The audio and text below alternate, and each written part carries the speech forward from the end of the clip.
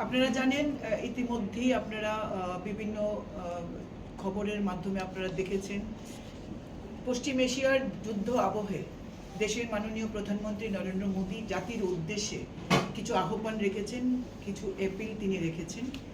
যেমন জ্বালানি কে সংরক্ষণ করা, জ্বালানি সাশ্রয় করে জ্বালানি সংরক্ষণ করা, সোনা 1 বছর সোনা না কেনার জন্য, এবং যেখানে যেখানে সম্ভব ওয়ার্ক ফ্রম হোম সেই জায়গাগুলিতে সে চালু করে, সেই ব্যবস্থা চালু করা। এই পরিপ্রেক্ষিতে 13ই মে 2026 সালে আমাদের স্পেশাল সেক্রেটারি মিস্টার একে ভট্টাচার্য একটা নোটিফিকেশন তিনি জারি করেছেন, যেখানে রাজ্য সরকারের কর্মচারীদের জন্য কিছু নির্দেশনামা সেখানে দেওয়া হয়েছে।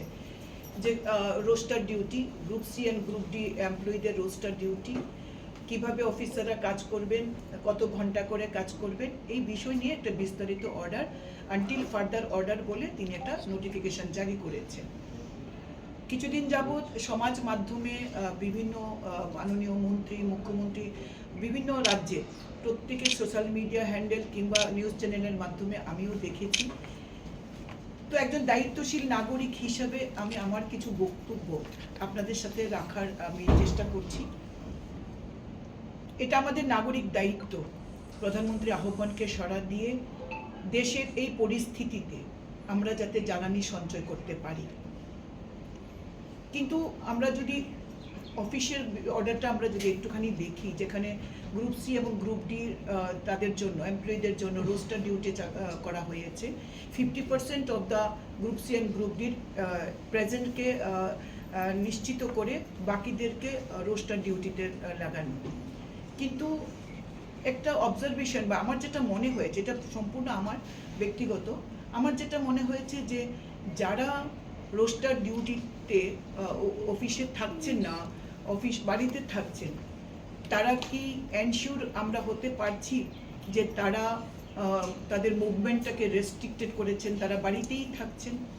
কারণ আমাদের লক্ষ্য হলো যে জ্বালানিটাকে সাশ্রয় করা, কম মুভমেন্ট করে, গাড়ি কম চড়ে আমরা যাতে জ্বালানিটাকে, পেট্রোল ডিজেলের কনজামশনটাকে আমরা রেস্ট্রিক্ট করতে পারি।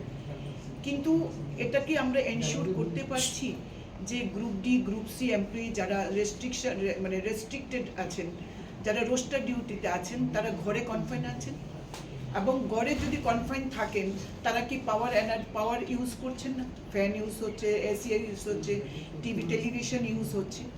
আমাদের মূল লক্ষ্য বা সরকারের মূল লক্ষ্য হলো যে আমরা আমাদের জ্বালানি খরচ কমানো।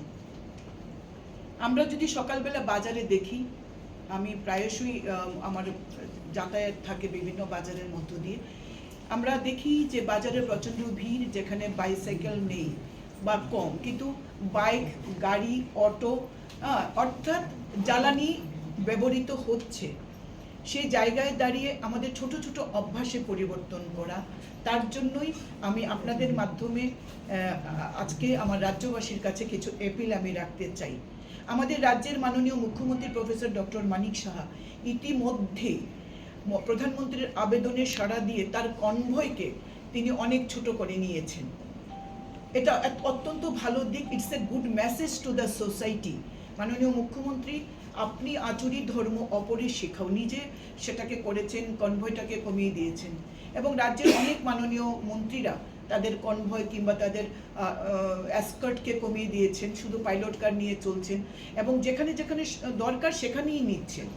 এবং বিধায়করাও আমি দেখেছি কেউ বাইসাইকেলে, কেউ স্কুটারে, অর্থাৎ রেস্ট্রিক্টেড মুভমেন্ট তাদের হচ্ছে। এটা একটা good sign.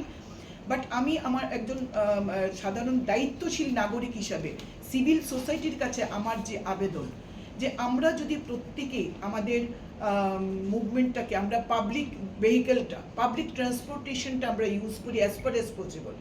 Personal bike, personal গাড়ি ইউজ না করে আমরা যদি শাটল বা পুল কার কিংবা পাবলিক ট্রান্সপোর্টেশন, সেটা বাসই হোক, ইলেকট্রিক অটো হোক, আমরা যদি এইভাবে যাতায়াত করতে পারি, এবং এটা শুধুমাত্র গভর্নমেন্ট এমপ্লয়ীদের ক্ষেত্রেই শুধু নয়, এটা আপামর জনসাধারণের ক্ষেত্রে আমরা যদি প্রত্যেকে এই কাজটা করতে পারি, যে আমরা যেটা সকালবেলা মর্নিং ওয়াক করি আমাদের অভ্যাসের জন্য কিংবা আমরা সুস্থ থাকার জন্য আমরা মর্নিং ওয়াক করি, কিন্তু এই মর্নিং ওয়াকটা করে আবার যদি বাইক দিয়ে বাজার করতে যাই তাহলে এটা আমার জ্বালানি সাশ্রয় হচ্ছে না।